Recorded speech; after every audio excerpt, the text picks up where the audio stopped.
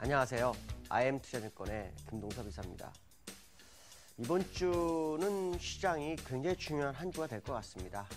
전 세계 주가가 벼랑 끝으로 떨어질지 아니면 이제 정말 버블을 향해서 다시 한번 출발할지 굉장히 중요하죠.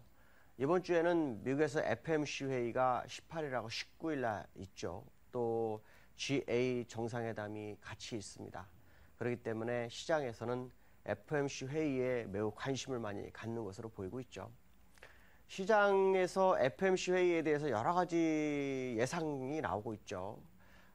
가장 중요한 사람 중에 하나가 이제 존 힐센네스라는 사람이 있어요. 이 사람은 월스트리트저널 기자인데 이 사람이 그 FOMC 회의 때 가장 정확한 내용을 적는 사람인데 이 사람이 언급에 의하면 벤 버네키 의장이 결국에서는 이번에 양적 완화 종료 가능성을 확실하게 아니다라고 뭔가 얘기할 것이다 라는 예측을 하고 있죠. 또 제인 브라운이라는 사람 같은 경우에는 오히려 양적 완화가 줄어드는 것이 아니라 100억 불 정도 더 늘어서 950불 정도가 진행돼야 한다라는 얘기를 하고 있죠.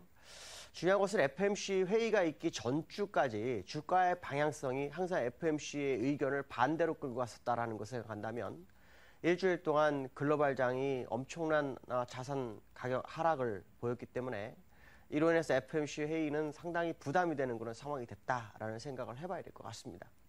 제가 보는 견해로는 FOMC 회의 때 양적 완화 종료 아마 쉽지 않을 것으로 저는 봅니다. 결국에서는 내년이나 내후년에 진행될 수 있는 소지가 굉장히 크다고 봐야 될 것 같고요. 지난번에는 그 벤 버네키 의장이 기자의 브리핑에서 기자의 어떤 질문에 잘못 대답한 부분이 있었던 그것이 이제 시장의 이슈가 됐었는데요. 아마 이번에는 잘 대응을 하지 않을까 싶고요. 양적 완화 종료가 되기 위한 전제 조건이 아무것도 이루어지지 않았다는 걸 생각한다면 양적 완화 종료를 주장하는 사람들의 의견은 뭔가 잘못됐다라고 생각해야 될 것 같고요. 결국 벤 버네키 회장은 시간을 연장하는 내용이 나올 겁니다. 중요한 것은 뭐냐면 그동안 계속해서 립 서비스는 계속 진행을 했었다라는 거죠. 립 서비스 가지고는 어렵다. 결국 뭔가 행동력을 보여줘서 양적 완화 종료가 지금이 아니라 지금은 양적 완화를 지속해서 더 강화해야 된다는 모습을 시장에 보여야 되는데 그것을 보일 수 있는 카드가 도대체 뭐냐라고 본다면 시장에서 나올 수 있는 게 매우 제한되어 있다는 겁니다. 예금금리를 낮추는 정도 외에는 거의 방법이 없죠. 왜냐하면 지금 기준금리를 낮추게 되면은 0.25%는 완전히 보이기 위한 마지막으로 남겨놓은 그런 어떤 부분이 있기 때문에 이건 안 할 확률이 굉장히 높고요. 그러면 결국 예금금리 마이너스 외에는 없는데 이것이 FRB 쪽에서는 지금 약 1조 달러 정도가 예치되어 있기 때문에 이거를 시장에 풀어주는 전략을 아마 구사할 수도 있지 않을까라는 생각을 해봅니다. 그거 외에는 립 서비스 가지고 어떻게 방법을 찾을 수가 없다라는 거죠. 그렇기 때문에 아마도 시장에서는 어떠한 대응책이 나오는지에 굉장히 관심을 많이 가질 것 같고요.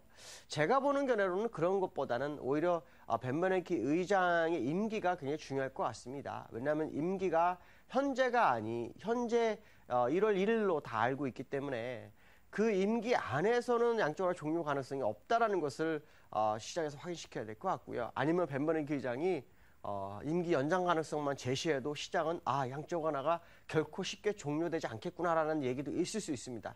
결국 립 서비스 가운데서 나올 수 있는 것은 벤 버네키 의장이 임기를 연장할 수 있다라는 그런 생각을 시장에 표현하면 가장 좋을 것 같고요.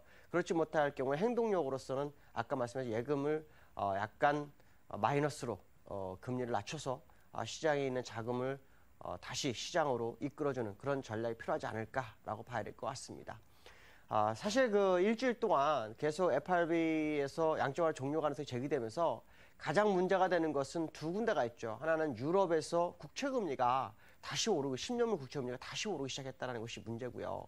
그 다음에 이제 아시아나 신흥국가에서 자금이 썰물처럼 빠져나가면서 시장을 엄청 흔들었다는 것이 문제였습니다. 그러니까 이 부분을 해결해 줄 수 있는 방법은 결국 이번 FOMC 회의가 아닐까라는 부분인데요.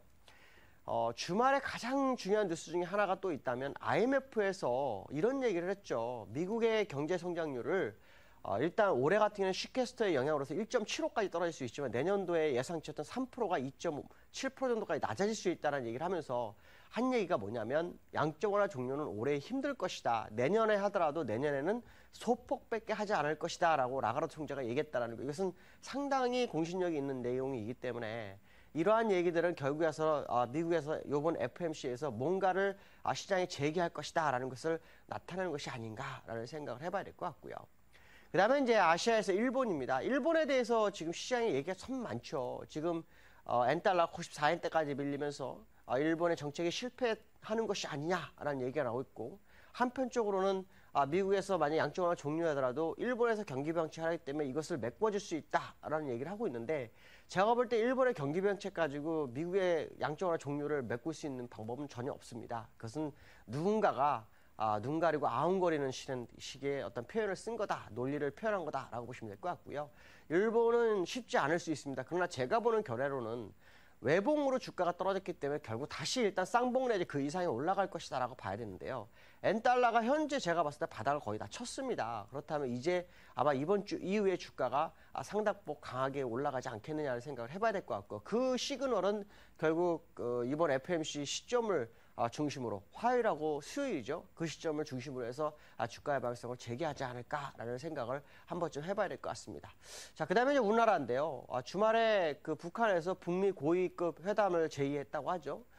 이것이 남북 간에도 회의가 되지 않은데 북미 고위 회의가 될지 이건 좀 지켜봐야 되겠지만, 북한에서는 비핵화를 제시했다고 하죠. 물론 이 비핵화가 북한만의 비핵화가 돼야 되는데 북한은 미국의 비핵화까지 같이 얘기하고 있어서 엉뚱한 얘기를 하고 있다는 걸 생각한다면 시장에 사실 북한 문제가 다시 어떤 식으로 대두될지를 한번 좀 확인해 봐야 될 필요성이 있지 않나 이렇게 판단하고 있습니다. 그렇지만 중요한 것은 뭐냐면 대결 국면에서 화해 국면으로 점진적으로 가고 있다는 것은 시장의 악재보다는 호재 가능성이 상당히 높다는 거죠. 어느 정도 가시적인 성과가 있으면 가장 좋겠지만 그렇지 못하다 그러면 약간 흔들릴 수 있는 부분은 있으나 그래도 여전히 지난번보다는 훨씬 더 나은 상황이 아닌가라는 생각을 해봐야 될 것 같고요. 국내 수급 상황에 대한 부분을 좀 생각해봐야 될 것 같습니다. 외국인들이 지난 만기 때 매도, 현물과 선물을 많이 매도했었는데 지난주부터는 만기가 끝나고 난 다음부터 선물에 대해서만큼 매수를 좀 하고 있는 모습이 나오고 있어서 이런 모습을 본다면 외국인들이 이전에 방향에서 방향을 그러니까 매수 쪽으로 전환했을 확률을 좀 열어두고 보시는 게 맞지 않을까 이렇게 판단하고 있습니다.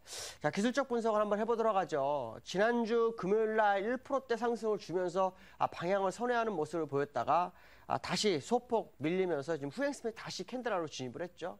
결국 이번 주 초에 주가를 끌어올리지 못하면 상당히 고전을 할 수 있는 미국장이 될 것이다 라는 생각을 한번 해볼 필요성이 있고요.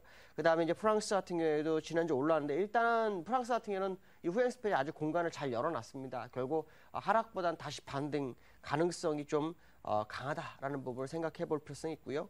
독일은 약간 공간이 없습니다. 이럴 경우는 이제 독일 같은 경우 시간 조정 가능성이 굉장히 크다라고 봐야 될 것 같고, 양원 밑으로 내려오지 않은 것 같으면 오히려 프랑스보다 훨씬 더 나은 매수의 모습이다라고 보시면 될 것 같고요. 국내 차트입니다. 제가 지난주 금요일 날 보였던 차트죠. 이 차트를 본다면 하락은 제한되어 있다. 아마 하락을 해도 아주 소폭 그리고 다시 반등을 아주 가파르게 V자형이 나올 수 있는 그런 차트의 모습이다라고 보시면 될 것 같습니다. 자, 이번 주 한 주 또 시작이 됐습니다. 한 주를 처음에 잘 시작해야 한 주를 잘 마무리했습니다. 이번 주도 즐거운 한 주 되시고 승리한 하루 되시기 바라겠습니다. 여기까지 하겠습니다. 감사합니다.